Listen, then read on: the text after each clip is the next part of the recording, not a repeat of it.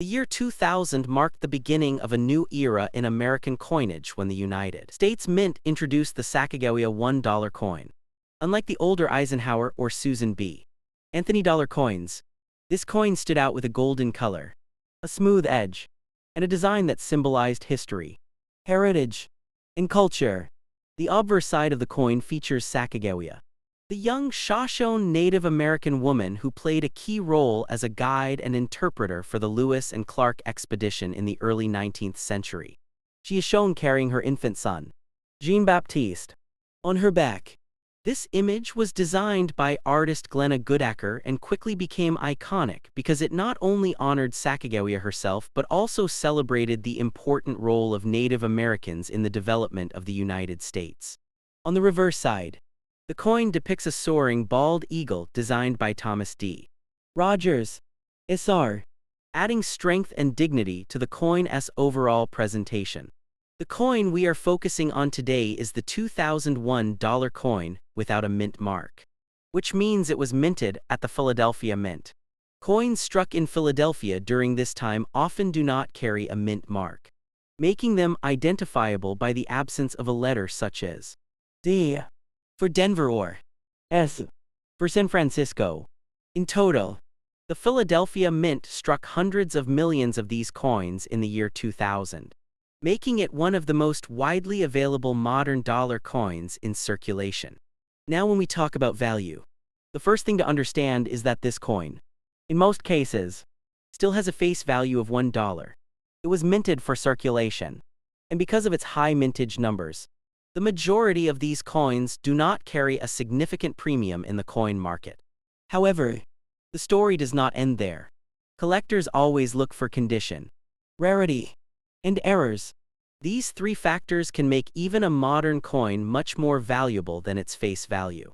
If we take a standard 2000 Philadelphia Sacagawea dollar that has been circulated, meaning it has been used in everyday transactions and shows typical wear, then its value today in the collector market is usually between $1 and $2.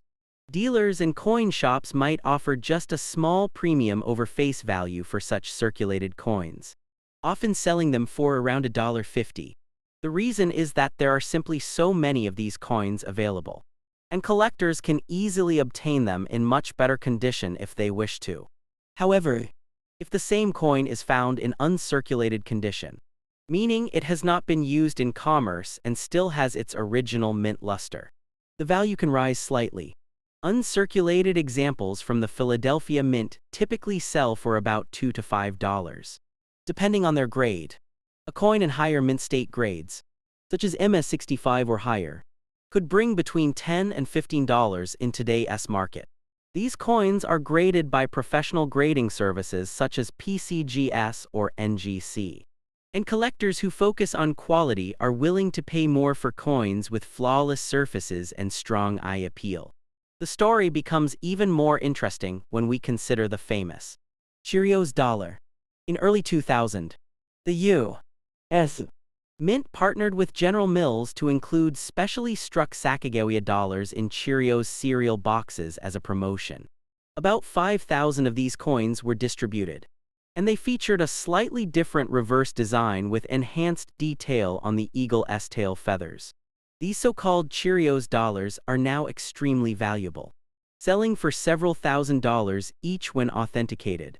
However, the vast majority of 2000 Philadelphia dollars are the regular issue, and they do not have this special tail feather design. Air coins also play a big role in collector interest. Some 2000 Sacagawea dollars from Philadelphia were mistakenly struck on the wrong planchet, such as a copper nickel-clad planchet intended for a state quarter. These wrong planchet errors can be worth hundreds or even thousands of dollars depending on the specifics. There were also instances